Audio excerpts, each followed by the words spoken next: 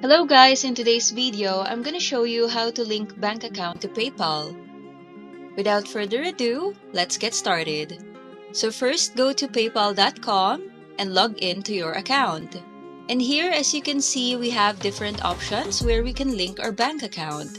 So we can add card or bank here, link your card here, or you may also go to your wallet and click on link a bank or link a card. So let us just click on link a bank here. Then you will be directed to this form. So you just have to fill it in with your bank name.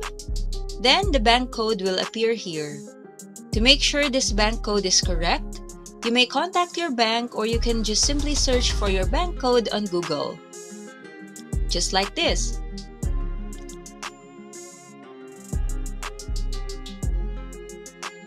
Then you will also have to fill in your account number. Once you're done, just scroll down and click on Link Your Bank.